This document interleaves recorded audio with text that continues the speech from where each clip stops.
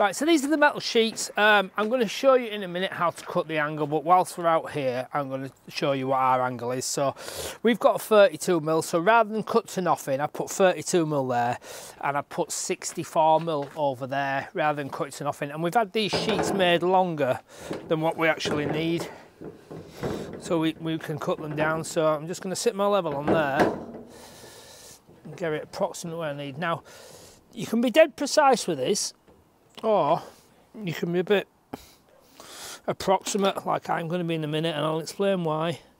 So what I'm looking for there now is my Sharpie to be in sort of line. Don't want to push it under there like that, because obviously that's not going to reach, is it? You know what I mean? But like I said, what we're doing, we're going to cut it approximately, simply because I've got a little flashing, and I'll show you a little flashing. It costs next to nothing, but it's well worth the buying it, because it just tidies it up. Now, there's a few ways you can cut this. We're going to use a nibbler. You can cut it with some tin snips if you want. They're pretty ball ache as well if you get your tin snips. So you can get a metal saw, but you do need safety glasses on if you're going to use, certainly, a circular saw. But this is a plastic coat, look, so you can see there, look. It's 0.7 thick, and you can see, let's try and scrape some more. It's got like a plastic coating on it, which obviously protects it from erosion and stuff like that. And obviously it's got an undercoat on there as well, so it's called plastic coat. Now, I know it's quite difficult to get this delivered at a cheap price. We get this from a place called Forgale. It's in Liversedge near Leeds, but we have to collect it because they don't actually do delivery. So we're just going to, like I say, cut it with this.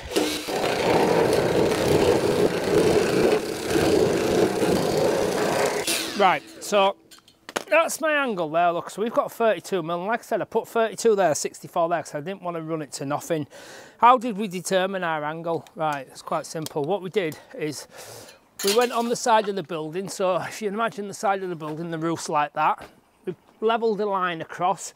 We measured the sheet, the width of the sheet, and we put a mark to indicate the width of the sheet, and we just took a direct measurement up to the soffit, and it worked out that it was 23mm. Is that way, whatever? So we were 23mm, so I know my pitch is now 23mm, so I cut off 23mm for there. Now, we don't know how long our side sheets want to be at this moment in time, so we're putting full sheets on, and we're going to nibble them off afterwards.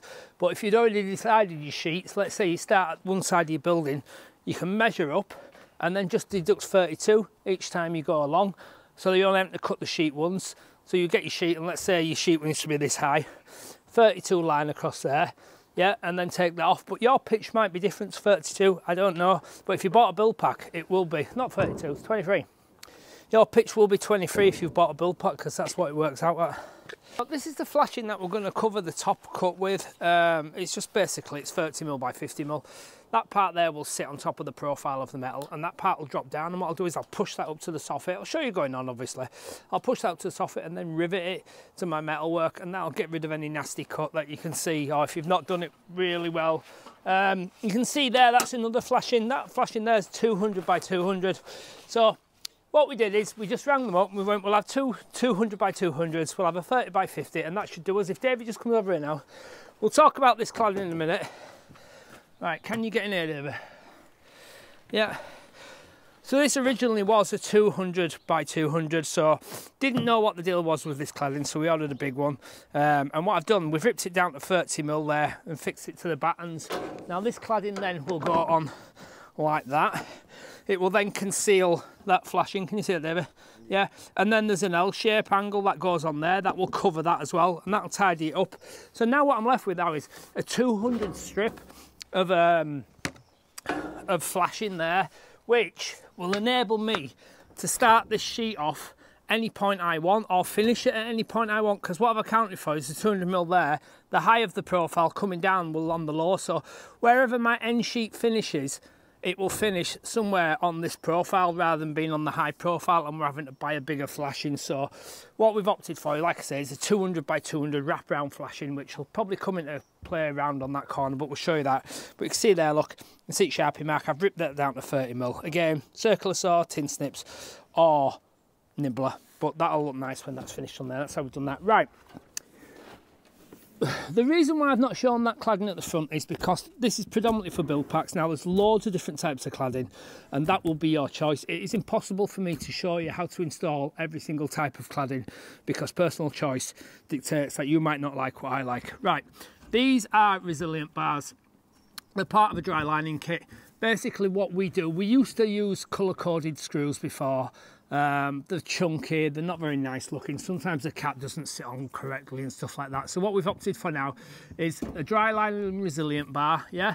It's got loads of holes in it. We've got our timbers there marked on our wall. It's screwed through into the studs, yeah? So you see that one there, Davey's gone at an angle with that one because the hole isn't quite in line with the studs. He's gone at an angle, screwed that on there. And what will happen then is we will just rivet that to there. Look, can you see that, Davey? Yeah, so as we put our sheets on, we will just rivet our sheet to there, which is a lot neater finish. Because what you got to remember is, these, yeah, they're a little bit for waterproofing the building, aren't they? But they're not actually to keep it bone dry. It's just to get this clad, yeah, get it concealed. You're never going to see this. Look, it's against the hedges, and some people like the metal cladding look, some people don't. But unseen elevations, you want to be using something like this because you can't see it, it's nice and cheap, and it'll last the lifetime of the building as well. So that's what's going on there, metal cladding there. And the one I've cut the angle, we're just going to show you. Can you get down here, David? You can see here we've already started this one. Now Dave will go around there in a minute and I'll show you the start of that one and how we're going to finish that. Can you walk along the wall? Watch that pillar, David, yeah? Right, so again, look, and loads of roofing guys are going, you're saying you're putting it the wrong way around. It doesn't actually matter. It's always better for us to start with that flat side there. We've got a nice straight edge, yeah, because if you can see that edge there, look there, that's where it finishes. Look, it finishes just on part of the downward part of the high profile. So this is where we do it. We start there, yeah, and then we know where to finish. Again, that cladding's gone on there, a little L corner's going to go on there and tidy that up. Now you can see the gap at the top, look, you see where I've cut it there, look. Yeah, and there's my gap, and that trim will sit on there nicely, but I will show you that one as it goes on. And rivets there, you can see, look how tidy they look, colour-coded rivets. But you've got to get yourself a rivet gun. And buy a manual one, they're hard work and they're crap. But if you can get an electric one, then it's a lot better finish. Right, what we're going to do as well is, see the entry holes for the sockets there, look there and there. See, just a little something to bear in mind. Look, John's put a drip loop on there. So what happens is this will condensate up in the winter time or whatever. You get condensation on there. It'll run down there, and if you haven't got a drip loop, it'll go boom and straight into the hole. So if you've got a drip loop there, it'll go like that, and it'll drip off. That hole now, we will now fill with expanding foam to seal that, and then we're going to put our next sheet on and work our way to the back. Right, so you can see, look, I've got that flat edge there. Now that flat edge is going to sit on that profile and just overstep there. So what I can do now, I can make sure that my sheet is going up straight rather than an angle. So John's going to give us a lift with it. It's not going to be perfect, but there, look, you see, I'm going to just nudge that down so I can get my flashing. And I know that profile is sat on that profile. So we know we're good there. So what I'm doing now is just get a screw in there. Not a screw, a rivet.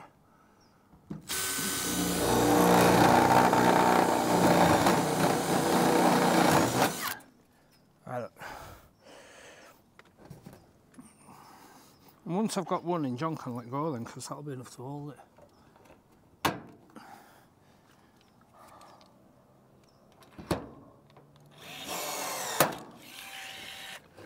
So John can let go now. Right, so I'll just show you this now. Just let go of it a minute, John. You see there, look, it's not sat on the profile, so when I push it across, can you see how that's dropped into place there? That's where we want it, like that.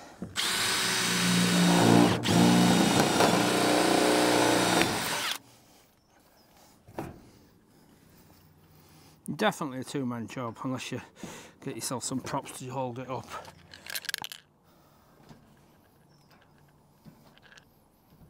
Should have put my glasses on, shouldn't I? So two rivets in there now, that'll hold it. So what we're going to do now, we're going to go along and rivet it to the resilient bar like we have there. Look, every other one's enough. And then that will be enough to hold that, and then we're going to show you, once we've got the back on and the corner flashing there, I'm going to show you this flashing going on and how it tidies up that detail then as well. So an easy way to measure how much you want, because you want to get a nice accurate measurement, so you'll have an offcut, so I'm just going to sit the offcut on there like that, look. sit there where they need to go. I need to get to there, but I'm on a high there, look. So what I'm going to do is, I'm just going to mark that. That's the piece I want. So what I'm going to do on my next sheet, I'm just going to cut it down that line there. And when that goes on there, I'll have already put a flashing on there. So as long as I cut that nice and tidy down there, I'll have a nice decent line. I'm going to use that straight line to go to that ridge line there. So my flashing now, I'm going to put this flashing on and encroach around the corner. So my 200 will come to about there, I'd imagine. So when that's on there, my end will finish there and I'll have a nice formed corner then with my flashing on. So that's how we're going to do that. We'll just talk a little bit about the colour-coded rivets and all. They come in loads of different colours and they are obviously colour-coded. So this one's anthracite, which matches the finish of the plastic coat there. So that's how we're going to do that. That's how we're going to cut it. I've already fixed my flashing on there. So like I said, it's come 200. Davey's just cut this sheet now. That's going to go up there like that. I'm going to force that up there and I'll explain why in a minute there. So you can see there now, he's cut that nice and neat. That'll just get riveted down on there. And then that's created my nice flashing corner. So I will now fix this if I can on my own.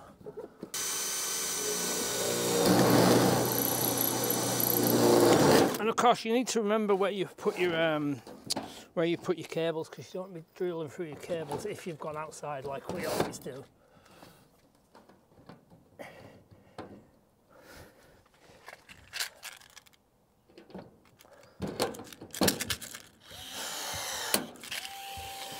That's in there. I'm going to get that so it's on the right angle there. You can feel it on the profile, and that's why we put them that way around.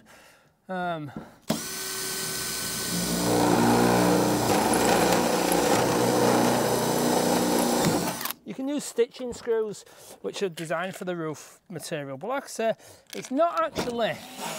Its primary role is not to keep it bone dry, is it? So any water's not going to, it's going to go in there a little bit, but it's not going to go up the top of the high ridge.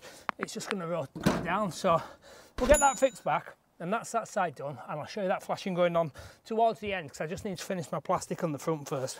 So we put this in. I've actually swapped it round just because I didn't. What was the machine cut there? I didn't tell David which end to cut on, so he's cut that there, but at the other end, which I wanted the 50mm lying down, but it's worked actually nice that way as well, because it sits on there. Look, it covers your cuts, it sits back, it stops all that. You can't see all your crap there, and that's just a little flashing detail. And then what I'm going to do now is just rivet it to that, and that'll finish that off nicely. So like I said, I've got that 200 flashing there. I can put this anywhere I want. So what I'm going to do, I'm just going to get John to shove it up now, and I'm just going to get fixing in up there. And once I get one fixing in there, then that'll take a lot of pressure off John then. And what we'll do, we'll line it up and get it level. Right, so what John's going to do now, he's just going to push that up tight to the roof there. And I'll look down that line, make sure I'm nice and straight, which I am. Get another one in there, and then John can let go then.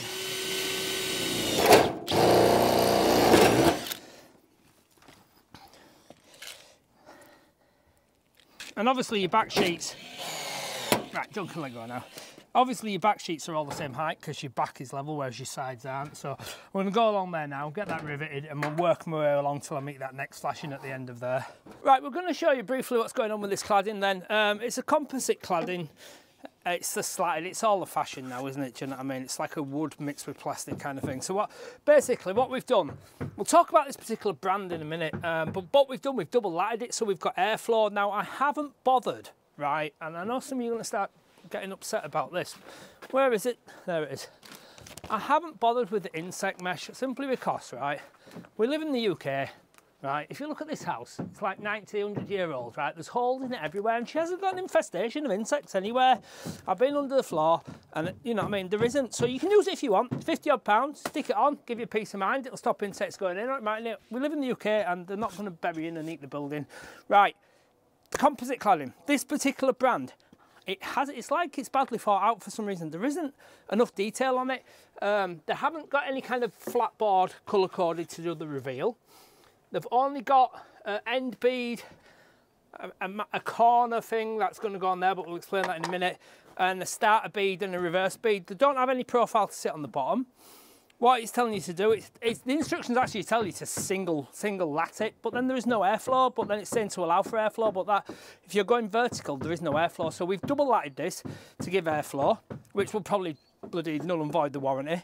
So what happens is, you stick it on, basically, it tells you to put flathead screws in there, you drill them, you stick them in, and then what happens is then, that next board just locks in there like that, and then you screw that one on, and so on, and work your way along. Right, the window reveals.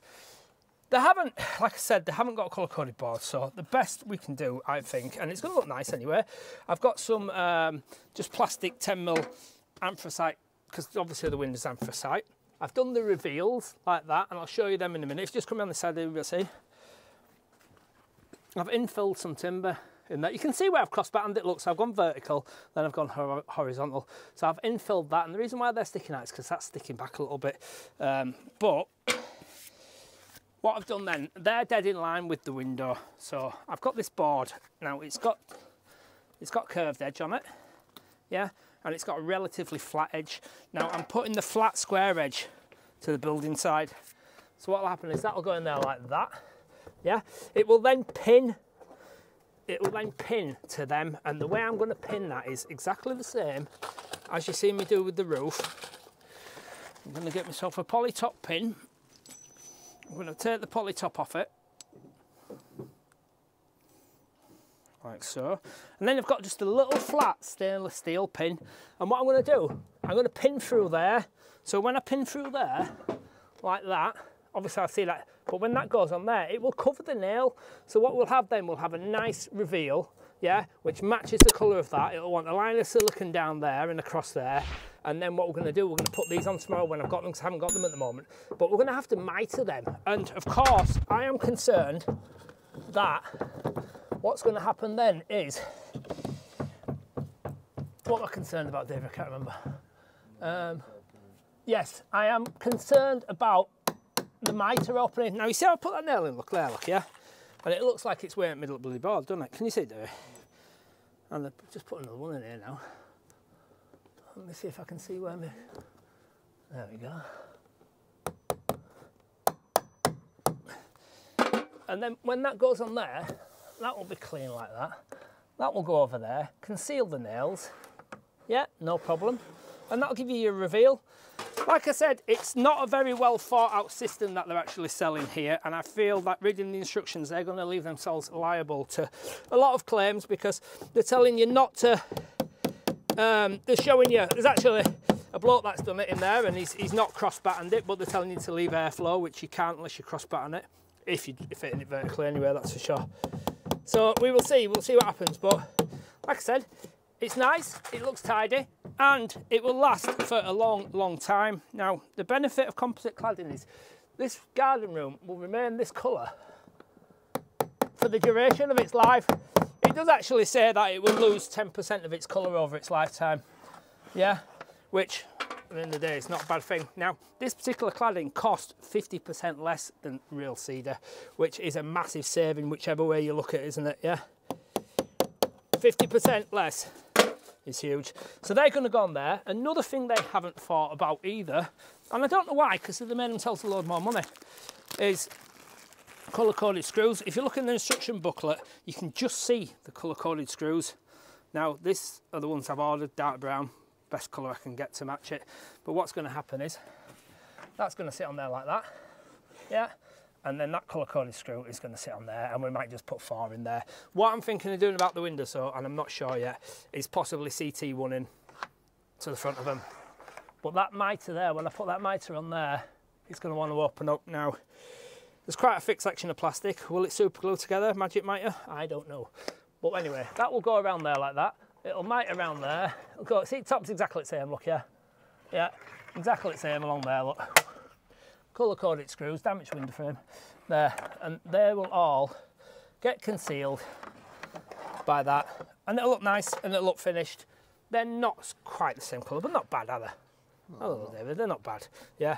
So we're going to use some of them as well, but like I say, don't know why they've not put them in, because they don't sell them. They don't actually sell the screws for fitting the boards either, which if they did, they'd make themselves more money. Anyway, there's loads of different types of cladding. Right, benefits of artificial cladding, composite cladding against wood, oak, cedar, larch, whatever the hell it is you want to use, right? This stuff will stay this colour. It's easy to fit, it's easy to cut. It's plastic and wood, yeah, it cuts nice and easy. Cement fibre board, it's really bad for you, so you need to wear a mask. It's hard to cut, it's hard to work with, but it will remain like that for the duration of the building. But the thing with the cement clad board, right, is you kick a ball at the cement clad board, it will break in the middle if it's not supported enough. So you've got to strip the full wall off. If you've nailed it, you're losing all your boards. Whereas this one, I can take that corner off there and I can take each individual board off until I get the damaged one, which this isn't going to damage anyway. I could quite easily kick that and be fine. And then re-put it on. So this is a good option. Cedar's really expensive. Until that comes down in price, I don't think people will be using it so much. But this is easy. What we've done here, look, I've just cut that socket into the wall there, yeah, because what I was wanting was it not to be stuck out, because it would have been stuck out there. So what I've done, I've just cut an hole in the wall there and flush mounted that, or at least as flush mounted as I can get there, so it'll sit like that, yeah. We've hosed it down recently. Okay, right, so that's that. John's putting these lats in round here. Look, exactly the same scenario again, look. He's going to infill these bits for me there, like he has done there, look, yeah? Right, and then what I'm going to do then, I'm going to fix my UPVC soffit, 10mm soffit board to there, and then the angle will go around that. John's just running the cable now outside. You can see he's brought it through there, so we're going to second fix the electrics. We're also going to second fix the LED strip, but not put the diffuser on, because it's still to be painted. So you can get foam inserts, as somebody rightly pointed out, but we've just spent a couple of minutes with a toothbrush and a kitchen scouring pad and a cloth and just cleaned it out. So whether you want to spend the extra on the things or on the foam inserts, or just clean it out yourself. What's important though is this little track here, if Davey can see that. I don't know if you can. You see it there, Davey, look? That's the little part of the track there where my blade's catching on that I want to be cleaning out specifically, because if you look at this now, if you look at that there, can you see the pointy bit on that there? There. See it now? That bit there clips into that, so when that goes in and hits the dry plaster, what happens then is the plaster sits on the diffuser, and when the light comes through, can you see the shadow of my finger there? You can see loads of little black spots. So we're trying to avoid that, so it wants to go clean out. Also, what I'm doing from past experience, I know that we can also have a bit of difficulty getting the light round the corner, so because it doesn't bend so well sometimes. And this is a cob light, so it's a continual light. So what I'm going to do, I'm just going to just drill a hole like that. That's an 8mm bit, and then I'm going to put a 10mm bit through it.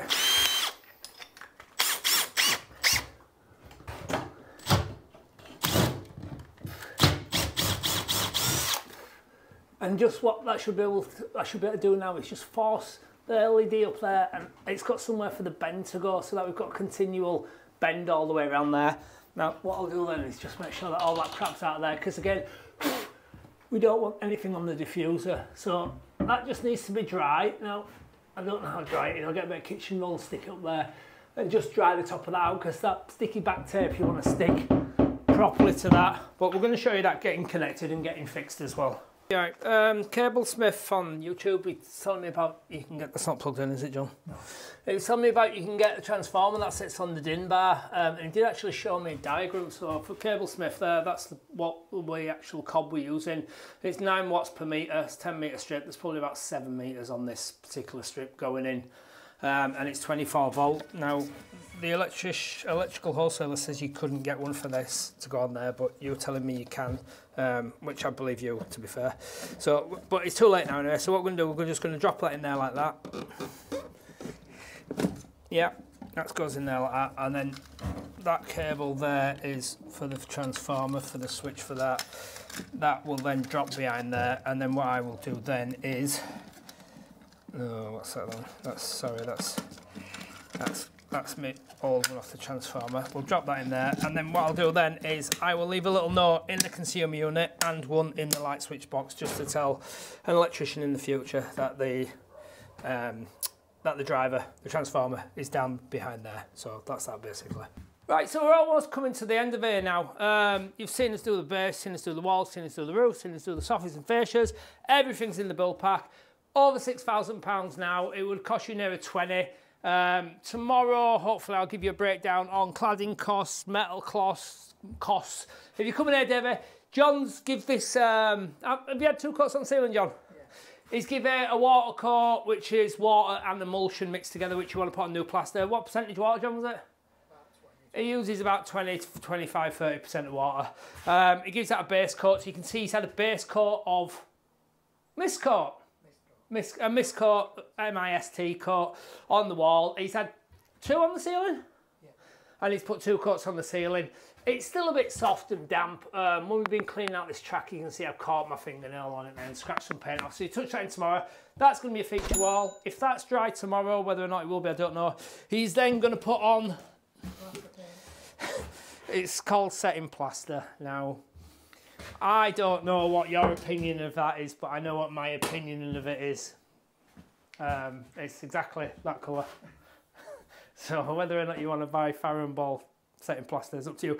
Anyway, so tomorrow now, you think you'll get a coat of pink on, John? Setting plaster. Yep. Scratch all this white off. And we might get some floor down if I can go get it. But we're coming to an end, like I said, so please like and subscribe, because if you've been following us, then you will know that we are about to launch a new product to the market. And next week now, we will start to assemble it and start to release some videos on it as well. Okay, so please like and subscribe, and we'll see you tomorrow.